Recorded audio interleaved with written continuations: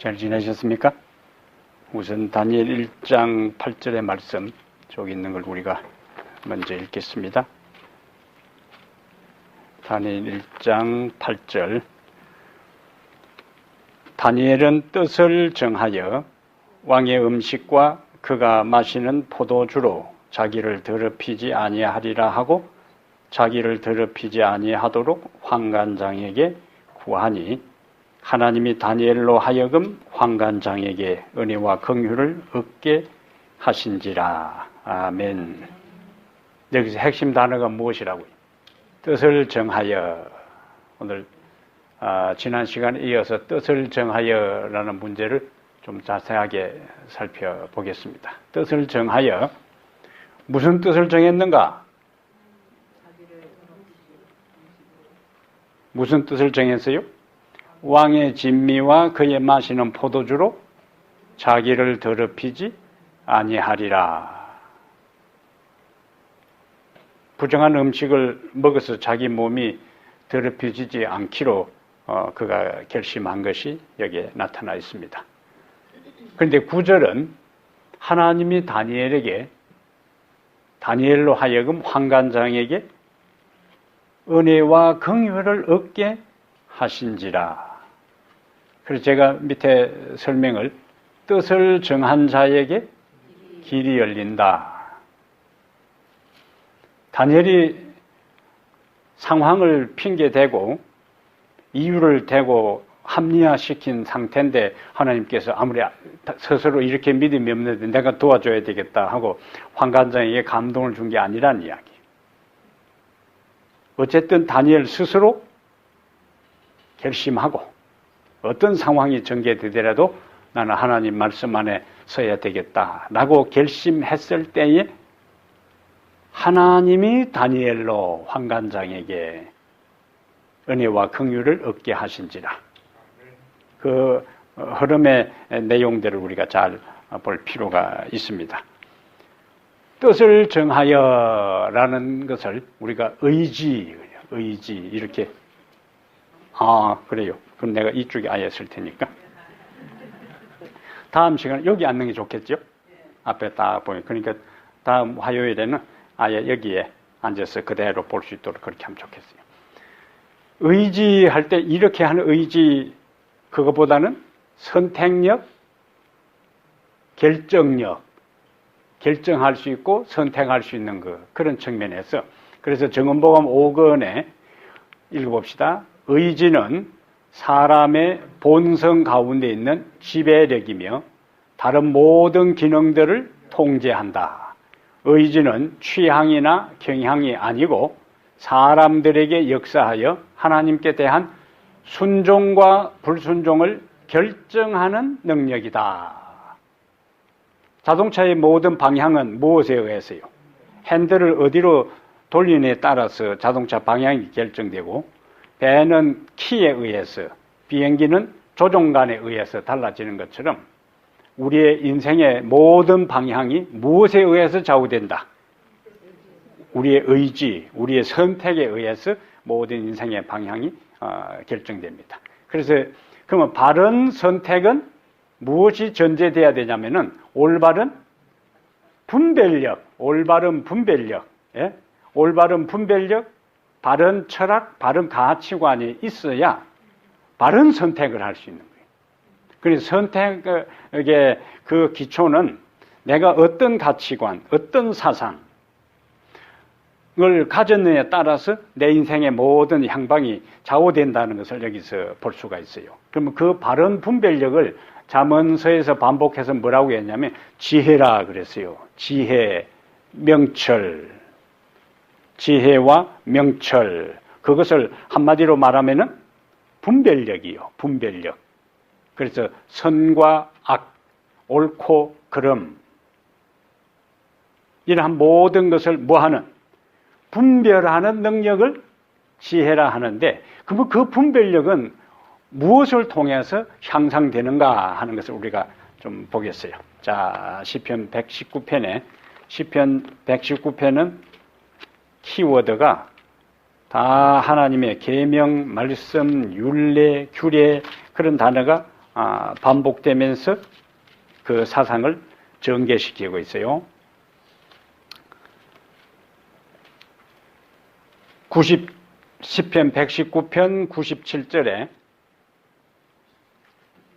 내가 주의 법을 어찌 그리 사랑하는지요. 내가 그것을 종일 작은 소리로 읊조리나이다.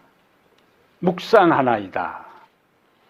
그러면서 이제 묵상 다음에 98절에 주의 계명들이 항상 나와 함께 함으로.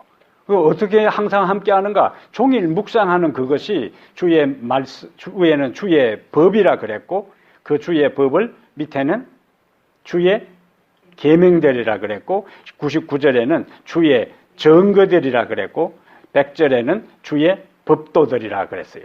그러면서 101절에는 주의 말씀이라 그렇게 합니다. 그러니까 같은 그 내용을 계속 다른 단어를 사용한 거예요. 주의 법, 주의 계명, 주의 증거, 주의 법도, 주의 말씀. 주의 계명들이 항상 나와 함께 함으로 어떻게 하나님의 계명이 항상 우리와 함께 할 수 있는가? 그것을 종일 묵상함으로 그것들이 나를 뭐보다 원수보다 지혜롭게 하나이다. 무엇이 우리를 그럼 지혜롭게 한다는 거예요? 주의 계명들이. 그 다음에 다시 99절에 이제 지혜라는 단어 대신에 다른 단어로 바꿨어요. 내가 주의 증거들을 늘 읊조림으로 늘 묵상함으로 나의 무엇이 명철함이 나의 모든 서성보다 나으며, 그냥 나의 서성이 아니고 나의 모든 서성보다 나으며, 여기 서성은 유대인들에게 있어서 랍비요. 랍비는 유대 공동체에서 가장 지혜로운 사람들입니다. 가장 지혜로운 사람들이. 그래서 중요한 일들이 있으면은 일반 평민들은 누구에게 찾아가세요? 랍비에게 찾아가서 상담을 하고 종교적인 지도를 받고 결정을 하는 거예요.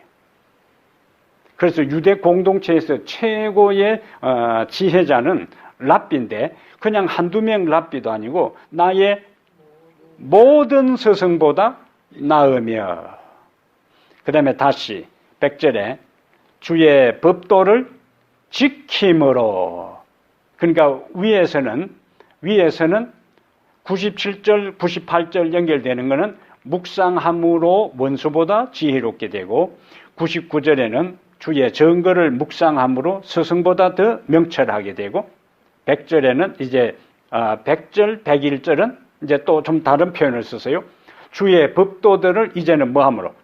지킴으로 나의 명철함이 노인보다 나으니다. 더 탁월하다 그래요.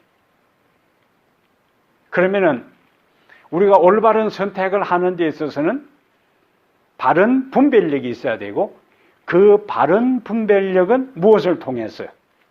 두 가지. 주의 말씀을 묵상하는 것과 주의 말씀을 지키는 것을 통해서 우리의 영적 분별력이 향상된다는 거예요. 그러니까 옳고 그름을 알아야 옳은 것을 선택할 것이고, 옳은 것을 선택한다는 것은 이제 순종의 길로 가는 거예요. 묵상하고 옳은 것을 아는 것에 의해서 모든 것이 결정되는 것이 아니고, 이것이 옳은 것이구나, 이것이 하나님의 뜻이구나, 이것이 바른 길이구나 하는 것을 깨닫고 그 길로 선택하고 순종해서 나갈 때, 그것이 반복되면서 그런 사람들의 삶의 분별력이, 지혜가 더 발전하고 향상된다는 거예요. 바른 선택은 바른 분별력이고, 바른 분별력은 말씀에 대한 묵상과 말씀에 대한 순종, 이 두 가지가 기초가 됩니다. 이제 원리를 우리가 알고, 자, 첫 번째 문장은 뭡니까? 인생은 매 순간에 선택으로 이루어진다. 그 인생은 선택이에요. 오늘 저녁에 여러분들은 여기 교회 오기로 선택했어요. 그냥 집에 머물 수도 있고 올 수도 있는데, 여러분들은 교회에 와서 말씀을 배우고 함께 기도하고 하나님의 말씀을 경청하기로 뭐 했다고? 선택했어요. 집에서 선택했기 때문에 그 결과로 여러분 여기에 앉아 있는 겁니다. 그래서 선택이 결과를 가져오는 거예요. 선택이.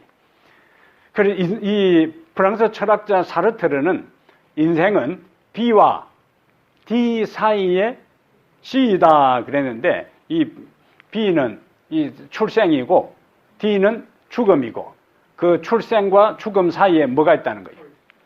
선택이라는 거예요. 선택. 이 선택이 매 순간순간 이루어지는 거예요. 무엇을 먹을까, 무엇을 먼저 할까, 어떤 일을 할까 하는 모든 것에 있어서 항상 무엇이 있다고. 선택, 선택. 그래서 이제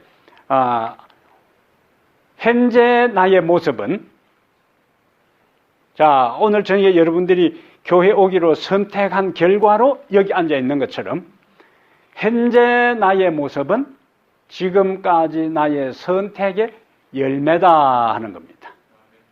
갑자기 현재 지금 나의 모습이 형성되고 나의 인격이 형성되고 나의 지금 모든 성격이 형성된 것이 아니라 매일 매 순간 내가 무엇을 기초해서 어떻게 선택했느냐에 따라서 행동이 나오고, 그 행동에 의해서 습관이 이루어지고, 그 습관이 우리의 삶의 모습, 품성, 인격을 이룬다는 거라.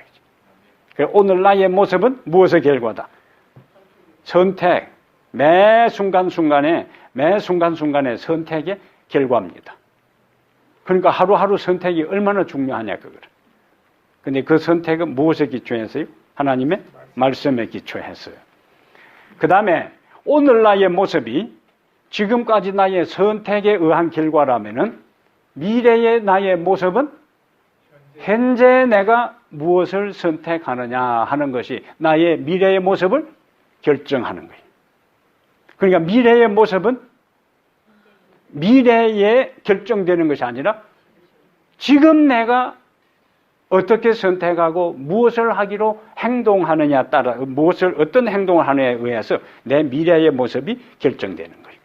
그러니까 매 순간순간 지금까지 내가 선택하고 행동하고 반응하고 어떤 태도를 취했느냐 하는 그 모든 것이 쌓이고 쌓여서 현재 나의 모습을 이루고, 그리고 지금 내가 어떻게 반응하고 생각하고 행동하고 처신하고 어떤 태도를 하느냐 하는 것은 내일 나의 모습을 이룬다는 거죠. 그러니까 내일 나의 모습은 내일 결정되는 것이 아니라 오늘 나의 무엇에 의해서? 선택에 의해서 되는 거예요. 그 기본 원리입니다. 지난번 우리가 살핀 것 가운데 인생에 가장 중요한 세 가지 선택이 있는데, 첫 번째는 배우자 선택이고, 배우자는 누구와 살 것인가 하는 거예요. 그 다음에 직업은 무엇을 하며 살 것인가 하는 거예요. 그 다음에 신앙은 무엇 때문에 무엇을 위하여 살 것인가 하는 것이 신앙입니다. 이것이 인생에 있어서 가장 우리의 삶에 중요한 영향을 미치는 세 가지 선택이에요. 누구와 함께 살며, 무엇을 하며 살며, 무엇을 위하여 살 것인가 하는 이 세 가지가 가장 중요한 선택인데, 여기에 선택의 기초도 하나님의 말씀이다.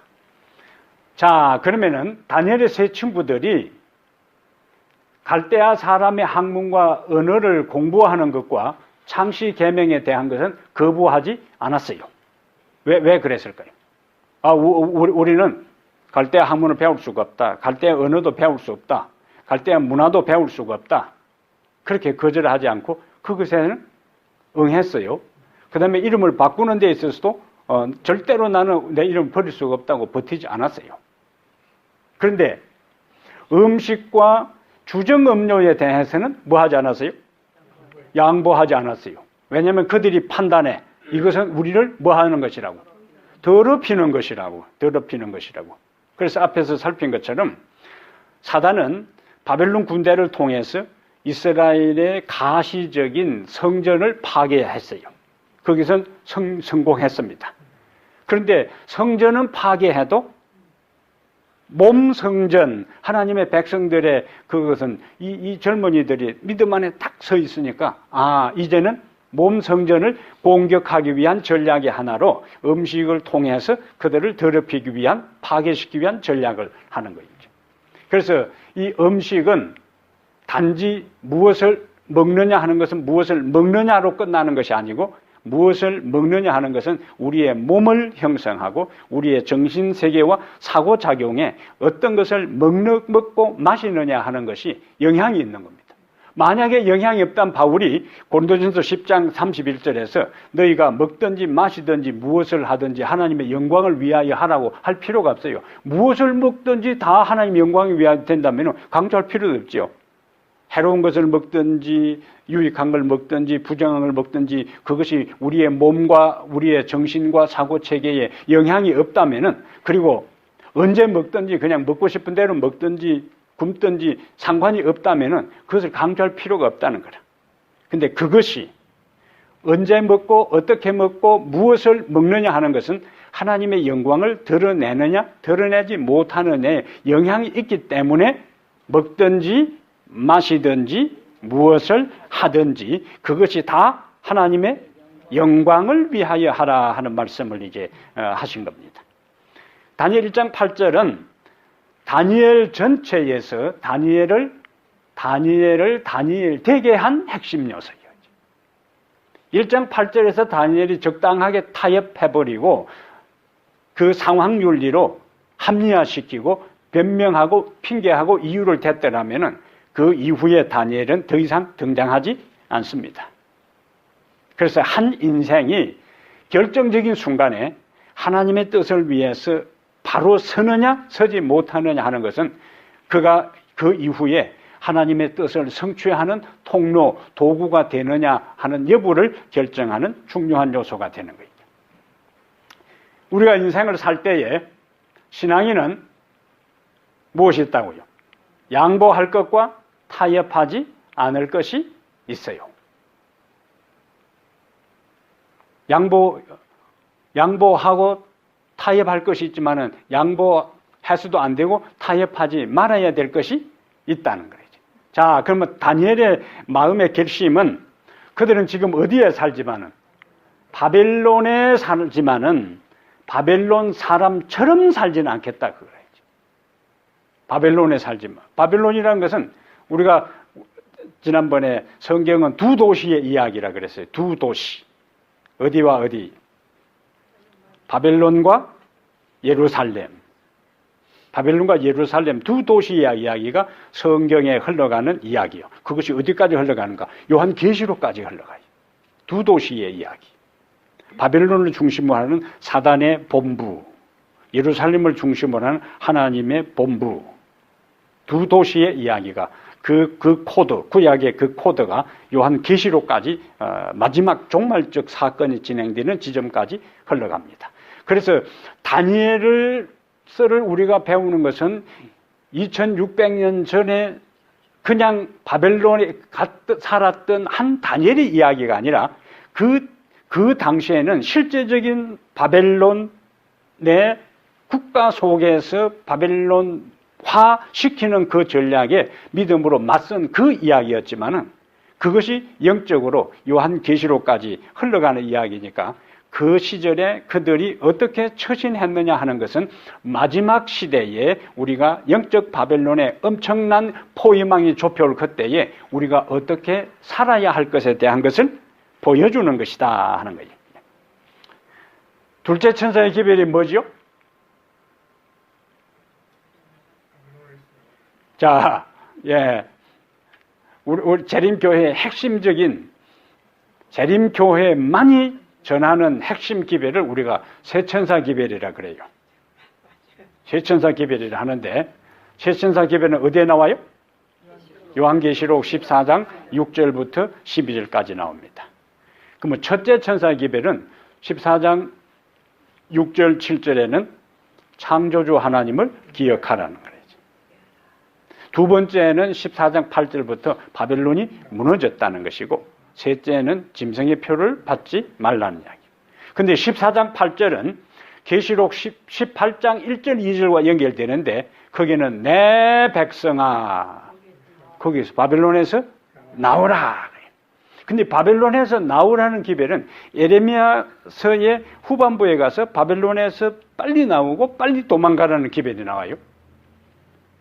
그러니까 그 예레미야 선자를 통해서 바벨론에서 나오라 하는 그 기별은 요한을 통해서 다시 한 번 더 반영되고 강조되는데, 무너졌도다 무너졌도다 큰 성 바벨론이요 모든 나라를 그 음행으로 인하여 진노의 포도주를 먹이던 자로다 하는 것이 이제 둘째 선자의 기별인데, 여기는 무너졌도다 무너졌도다. 신약 성경에 와서 바벨론은 타락한 종교 연합체입니다. 하나님의 진리에 배도하고 무너졌도다 무너졌도다 하는 것은 진리에서 이탈됐다는 이야기. 그리고 진리를 타협하고, 우리가 바벨탑 사건에서 바벨이라 하는 이름이 의미가 뭐였어요? 혼잡, 섞여 있다는 거예요. 그러면은 순수한 성경적 진리 대신에 이교적인 온갖 문화와 종교적 이설들이 진리 안으로 들어와서 그것이 혼잡되고 망가진 상황이 무너졌도다 무너졌도다 큰 성 바벨론이여. 그러면은 무너졌도다 무너졌다 큰 성 바벨론은 구약의 배경에 있어서는 다니엘 5장을 배경으로 하는 거예요. 다니엘 5장에 바벨론의 멸망에 대한 이야기가 나오거든요. 그러니까 그 당시에 붕괴될 가망성이 전혀 보이지 않은 그 바벨론이 붕괴된 것처럼 마지막 시대에 거대한 종교적인 세력이 연합되고 정치적인 세력이 연합되고 두 세력이 연합될 때는 큰 성 바벨론이에요. 이것은 그 연합된 세력을 상대할 조직이, 상대할 무리가 이 세상에 없는 거예요. 그러나 성경은 무너지기도 전에 이미 뭐라고 이야기했어요? 무너졌도다 무너졌도다. 이미 결론을 이야기하고 있어요. 그 이야기가, 그러면 무너졌도다 무너졌도다 하는 결론을 먼저 이야기하는 것은, 그러니까 계시록 18장에 가서는 앞으로 이것은 하나님의 눈으로 완전히 무너질 것이기 때문에 그 안에 있어서는 안 된다는 거야. 그래서 거기서 나오라는 이야기예요. 그러면 바벨론에서 나오라 하는 이야기는 타락한 교회와 배도한 교회에서 나오는 것뿐만 아니라 개인적으로 바벨론 정신은 이사야 14장에서 이사야 14장 12절부터 14절에서 루스벨을 이야기할 때 이사야 14장 전반부에서 바벨론 왕에 대한 이야기를 하다가 중간에 14장 12절부터 14절까지 너 아침의 아들 계명성이여 하면서 사탄의 이야기가 나와요. 그러면서 내가 나의 보좌를 높여 지극히 높은 자와 비기리라 하는 게 나와요. 그래서 바벨론 정신은 자기 중심입니다. 하나님의 능력과 권세와 능력을 인정하지 아니하고 내가 이 세상에서 내가 하나님 노릇하겠다 하는 그 정신이 무슨 정신인가? 바벨론 정신이에요. 하나님 없이도 내가 내 인생을 살아갈 수 있다고 자신하는 정신이 바벨론 정신이라고 해요. 그래서 바벨론에서 나오라 하는 기별은 잘못된 교회에서 타락하고 배도한 종교 집단에서 나오라는 기별일 뿐만 아니라 우리들에게 적용시킬 때에 신앙을 하면서도 하나님을 전적으로 의지하는 대신에 내 방법, 내 감정, 내 기분, 내 느낌, 내 사상, 내 경험에 의지해서 인생을 살아가려고 하는 그 모든 정신에서 뭐라는 거예요? 나오라는 거예요. 만약에 그를 하지 않으면 어떻게 되는 거예요? 결국에 고대 바벨탑이 무너지고 그 다음에 고대 바벨론이 무너지고 마지막에 거짓된 종교연합체가 붕괴되는 것처럼 그와 같은 삶을 산 개인도 결국에 무너지고 망하고 만다는 이야기.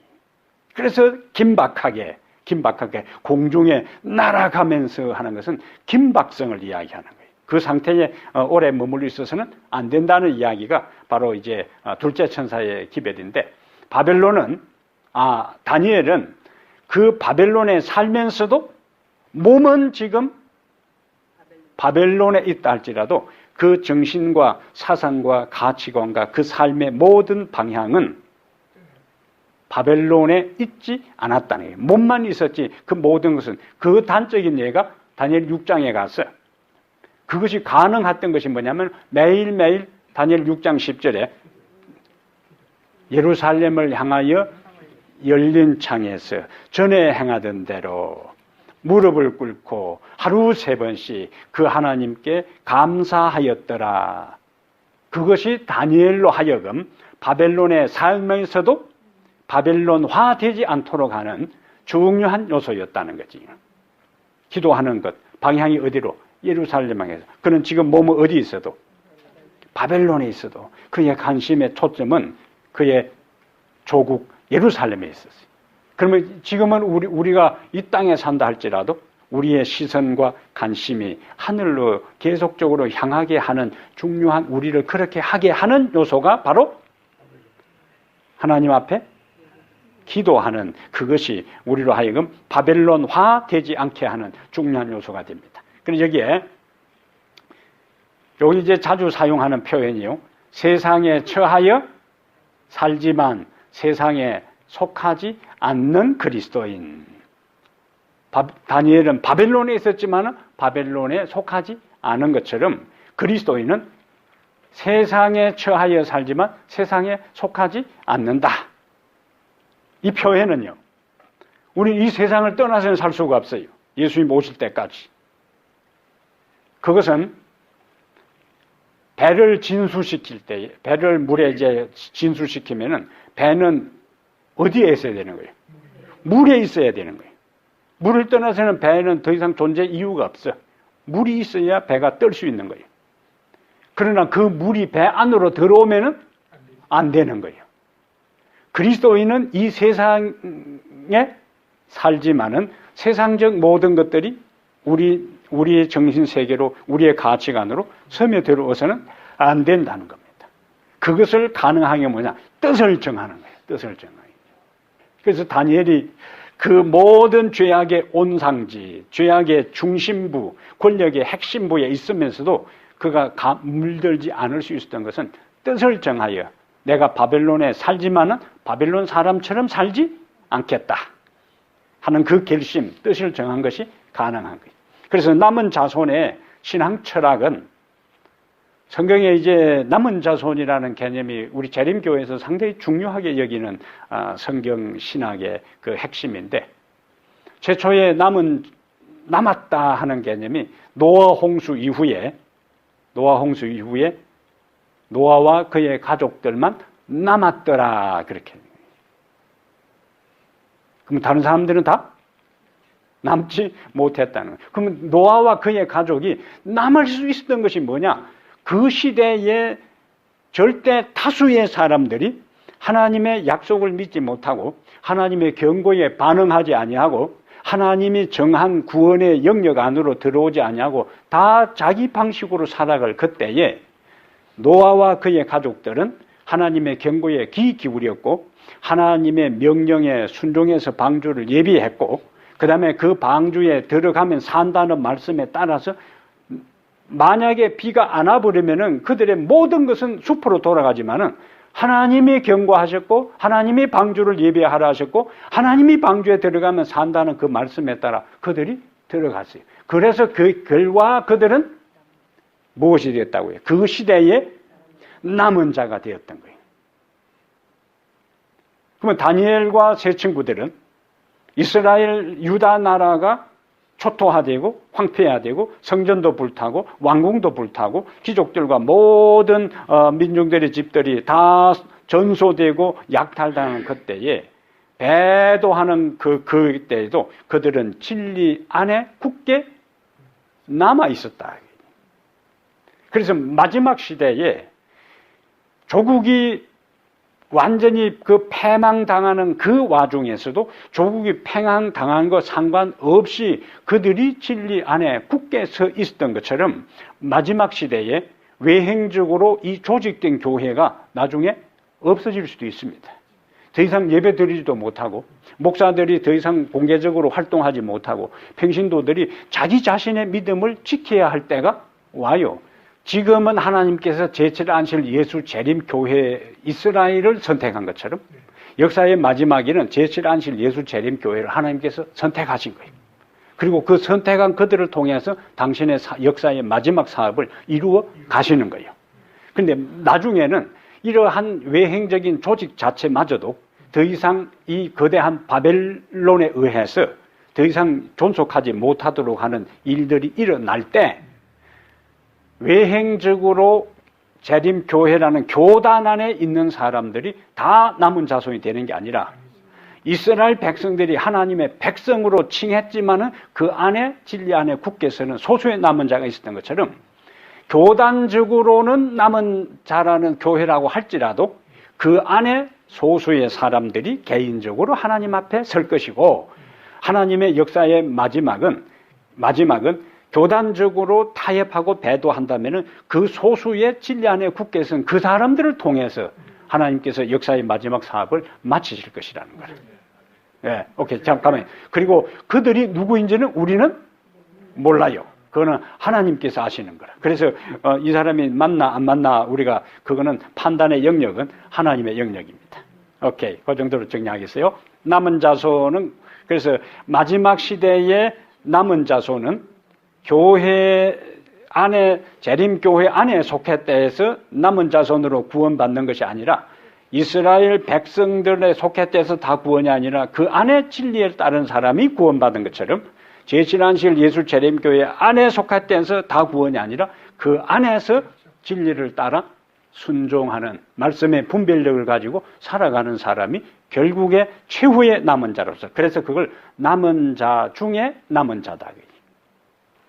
자, 그러면은 다니엘과 세 친구들이 왜 왕의 진미와 술을 거절했을까? 한번 보세요. 첫 번째 이유는 우리가 앞에서 본 것처럼 레위기 11장과 신명기 14장에 유대인들의 그만 음식물 리스트가 있어요. 짐승과 조류와 이런 것들이 이제 의류들이 있는데 돼지고기와 부정한 고기를 포함한 이러한 것들이 있을 것이다. 왜냐하면 이들은 레위기 성경을 갖고 있지 않으니까 그들 그대로 통상적 음식으로 먹었던 거예요. 그 다음에 최근에 이제 이 서령 문자판이 발견됐는데 그걸 해독해 보니까 바벨론 군인들에게는 돼지고기를 공급한 기록이 이제 나와요. 그러면은 통상적 돼지고기를 공급한다면 왕궁에서도 그것을 그대로 먹었을 것이다.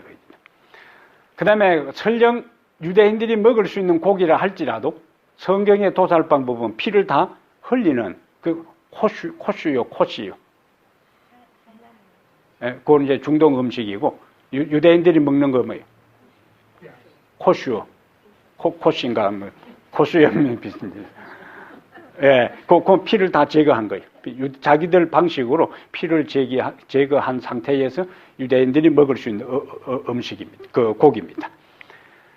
그 다음에 육류로 구성된 왕의 음식은 보통 고대 근동 지역에서는 일단 신에게 형식을 갖추고 난 다음에 일반 사람들이 그걸 먹었어요.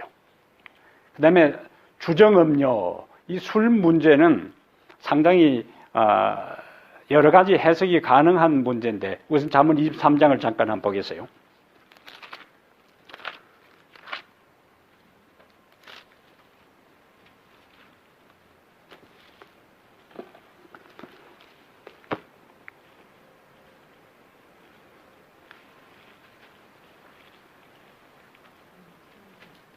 자, 우선 31절부터 보겠어요. 23장 31절에 포도주는 붉고 잔에서 번쩍이며 순하게 내려가나니 너는 그것을 술이라 하는 것을 어떤 사람은 술술 넘어가서 술이라 그런다 그래요. 처음에는 사람이 술을 먹다가 나중에 술이 사람을 잡아먹는다는 거예요. 그래서 여기 순하게 내려가는데 이 표현은 그냥 뭐 보통 적당하게 한두 잔 먹으면 좋지. 예? 그다음에 분위기 내고, 예? 그다음에 혈액순환도 잘 되고. 근데 여기는 뭐라고 이야기했어요? 너는 그것을 그럼 끝난 거예요. 아예 뭐 한두 잔은 괜찮다가 아니라 너는 그것을 게임 끝이라 보지도 말라. 더 이상 뭐 다른 표현이 뭐가 있어요? 그 다음에 그것이 마침내 뱀같이 물 것이요 독사같이 쏠 것이며 또 내 눈에는 괴이한 것이 보일 것이요. 이제 해롱해롱 한다는 거예요. 이제 네 마음은 구부러진 말을 할 것이며 너는 바다 가운데 누운 자 같을 것이요. 붕 뜨는 거요. 돛대 위에 누운 자 같을 것이며 네가 스스로 말하기를 사람이 나를 때려도 나는 아프지 아니하고 나를 상하게 하여도 내게 감각이 없도다. 내가 언제나 깰까 다시 술을 찾겠다 하리라. 자문에 여러 군데 이제 술에 대한 이야기가 나오는데 이 술 취한 사람들이 평소에 말이 많은 사람은 술을 먹으면 입을 딱 닫고 평소에 말이 없는 사람이 술이 들어가면 이제 밤새도록 이야기를 합니다. 우리 아버지 스타일은 평소에는 말을 잘 안 해요. 그런데 시골에 이제 그 상이 나가지고 문상 갔다가 돌아오면은 그냥 밤새도록 이야기하는 거예요. 자는 아이들 다 깨워가지고 앉혀놓고는 했던 이야기 또 하고 했던 이야기 또 하고.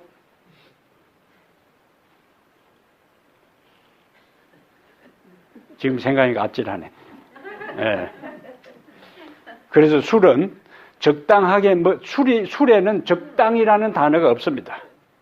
성경에는 물론 여기는 이제 이 솔로몬이 보지도 말라고 이제 표현을 했는데 성경의 전반적인 술에 대한 것은 긍정적으로 나오지 않고 부정적으로 언급이 되어 있습니다. 그 자체는 우리에게 어떤 메시지를 주는가? 여기 노아 이야기가 창세기 9장 20절부터 29절에 노아 인생의 전반부는 철저하게 믿음의 삶이에요. 그런데 노아의 후반부에는 술 취한 이야기로 끝납니다. 더 이상 노아가 더 자녀들을 잘 교육시키고 그 다음에 새로 그 후손들이 번창할 때에 자기의 경험을 되살려서 믿음 안에 있도록 가르친 이야기는 없고 술 취해가지고 열이 펄펄 나니까 옷 다 벗어 제끼고 있다가 자기 아이들한테 들켜가지고 하는 그 이야기가 노아의 이야기의 마지막 부분으로 기록되어 있는 거예요. 그러면은 성경의 저자는 그걸 통해 우리에게 뭘 암시하겠어요?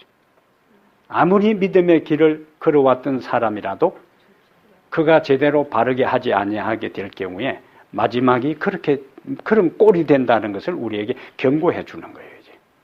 또 다른 이야기는 나답과 아비후 이야기가 레위기 10장에 나오는데 레위기 10장에 가서 제사장들이 술을 먹지 말라는 이야기가 갑자기 나와요. 그러면서 나답과 아비후가 범죄한 이야기가 그 장에 같이 나오는 거예요. 그러면 나답과 아비후가 하나님이 허락하지 아니한 불을 제단에 들이다가 그것을 현장에서 즉사한 이야기는 결국에 술 이야기가 언급된 그 경고로 언급된 걸 보니까 그들이 뭡니까? 술 취한 상태에서 해롱해롱한 상태에서 그냥 뭐 아무 불이라도 들이면 되지 하면서 꼭 그 번제단에 타오르는 그 불을 할 필요가 있느냐 하는 그러한 분별력을 상실한 상태에서 그들이 거룩한 제사를 드리다가 거기서 하나님의 형벌을 받았다는 거예요. 일반 다른 그 어떤 교회에서는 미사를 하기 전에 담배 한 대 딱 피우고 맥주 한 잔 딱 하고 그렇게 합니다. 일반 일요일교회 목사들요. 전체가 다 그런 건 아니지만은 어울려서 노래방 가고 어울려서 술 먹고 뭐 다른 사람 이야기할 건 없고. 네. 어쨌든 성경에는 거룩한 직분을 가진 자들에 대해서는 강력한 경고를 내립니다. 그것은 뭐요? 분별력과 뇌의 모든 바른 이성적 그 판단을 상실한다는 이야기예요. 그 다음에 다니엘 5장에 바벨론의 마지막 밤이 뭐냐? 술잔치요. 우리나라 역사에서 백제의 마지막 의자왕, 그것도 마찬가지예요. 그리고 통일신라가 당나라 힘을 빌려서 삼국을 통일한 다음에 마지막 통일신라가 더 존속되지 못하고 망한 것도 그 포석정에 술 떼어놓고는 물 흘러가면 거기다 밑에서 주거니 받거니 하는 그러한 그 향락 문화가 결국에 더 이상 신라가 존속되지 못한 또 하나의 요인이 되었던 거예요. 그 다음에 우리가 에스더 1장에 아하수에르 왕이 180일 동안 잔치를 벌리면서 술이 취하니까 자기 와이프 불러내가지고 백성들에게 자랑하려고 하는 건 술김에 그렇게 하는 거예요. 술이 취해가지고.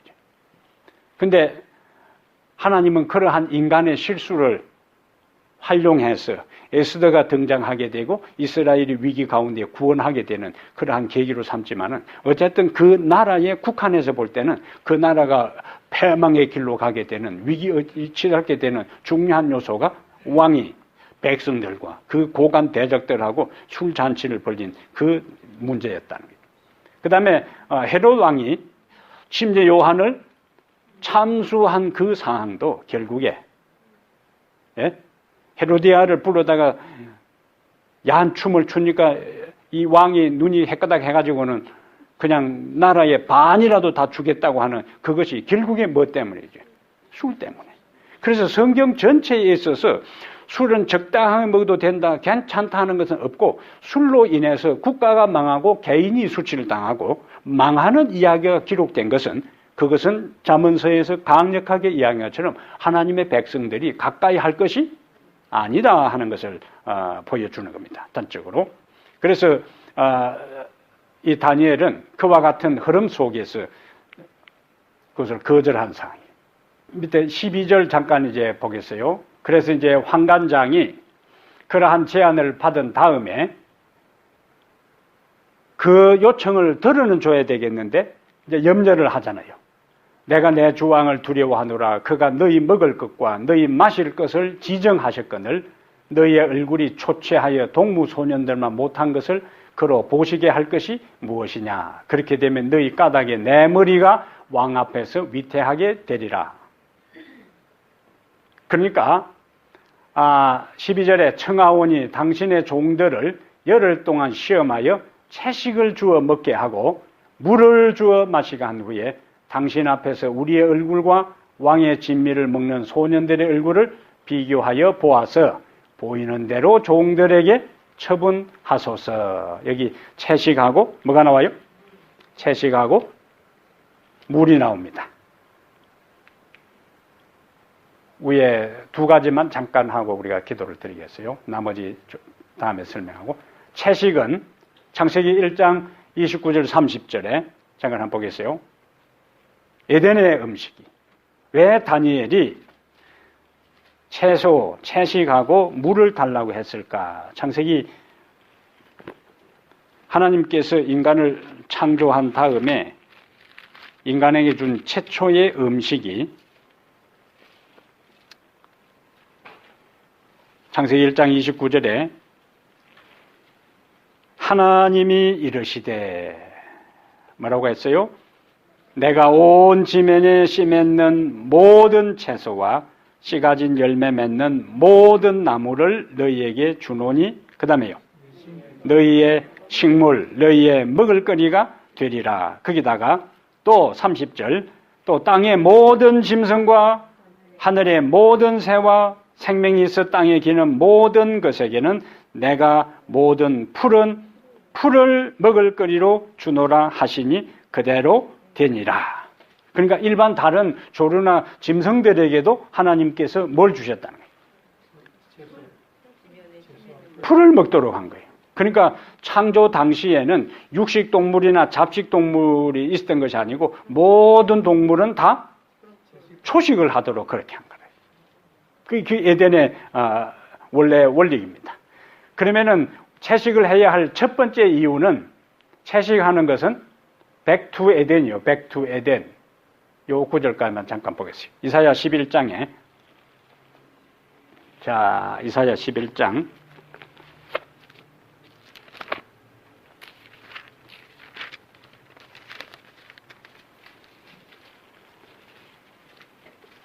이사야 11장은 메시아 왕국에 대한 이야기를 하고 있습니다. 이새의 줄기에 산싹이 나고 하는 것은 메시아에 대한 이야기고 그 메시아가 세울 나라가 이런 나라다 그거라. 6절에 그때에 이리가 어린 양과 함께 살며 표범이 어린 염소와 함께 누우며 그 서로 대조되는 걸 잘 한번 보세요. 송아지와 어린 사자와 살찐 짐승이 함께 있어 어린아이에게 끌리며 7절은 암소와 곰이 함께 먹으며 그것들의 새끼가 함께 엎드리며 사자가 소처럼 풀을 먹을 것이며 젖 먹는 아이가 독사의 구멍에서 장난하며 젖된 어린아이가 독사의 굴에 손을 넣을 것이라. 사자가 뭘 먹는다고? 풀을 먹을 것이며 그 다음에 9절에 내 거룩한 산 모든 곳에서 해됨도 없고 상함도 없을 것이니 서로 더 이상 약육강식의 일들이 일어나지 않는다는 거예요. 내 거룩한 산 모든 곳에서는 이는 물이 바다를 덮음같이 여호와를 아는 지식이 세상에 충만할 것임이니라. 그래서 채식은 첫 번째 성경적인 이유는 에덴으로 돌아가는 이야기. 에덴으로. 그 다음에 우리 사람의 이 치아하고 위 구조는 채식을 위한 구조예요. 일반 우리 구조가 위가 다른 초식 동물하고 육식 동물의 차이. 육식 동물은 위가 이 창자가 짧고 그건 오래 머물면은 이게 부패하기 때문에 짧게 돼 있고 초식 동물은 길게 돼 있는 거예요. 그다음에 우리 이 치아는 다른 걸 막 찢어가지고 먹도록 돼 있는 게 아니고 저작하도록 구조가 돼 있는 거예요. 그래서 인간은 하나님께서 구조적으로 그러한 것이고 왜 우리가 채식을 해요? 생명 존중 여기 서로 뭐요? 약육강식에 이르되 해함도 없고 상함도 없을 것이다. 어디에? 메시아가 세우는 나라에서는. 그래서 하늘에서 우리가 송아리를 잡아먹고 염소를 잡아먹고 개를 잡아먹는 일이 없을 것이라고요. 하늘에서. 그러니까 지금 우리는 그것을 지금 이 땅에서 연습하는 거예요. 그 생명 존중 사상입니다. 나머지 문제는 조금 설명을 해야 되기 때문에 나머지 문제는 다음 시간에 우리가 살펴보겠습니다. 오늘 우리가 살핀 것 가운데 핵심적인 것은 다니엘은 뜻을 정하여 그것이 다니엘을 다니엘 되게 하고 그 모두가 배도의 길로 가고 상황을 핑계하고 합리화시키는 그때에도 다니엘과 세 친구들은 진리 안에 굳게 섰기 때문에 하나님은 진리 안에 굳게 선 다니엘을 통해서 다니엘 2장부터 마지막 12장까지 중요한 하나님의 기별자로 그를 사용하셨어요. 마지막 시대에 모두가 배도하고 함께 있던 사람들이 우리가 마지막 다음 시간에 결론에서 보는 것처럼 다니엘과 다니엘 세 친구들만 잡혀온 게 아니에요. 다른 친구들도 같이 잡혀왔고 그 친구들도 왕궁에 같이 공부할 수 있는 기회를 얻었어요. 그런데 그들은 다 왕의 음식에 다 타협했어요. 타협해서 공부는 마쳤다 할지라도 하나님은 그들을 통해서 당신의 일을 행하지 않은 거예요. 그래서 마지막 시대 그들이 다수요. 다니엘과 세 친구들은 소수라.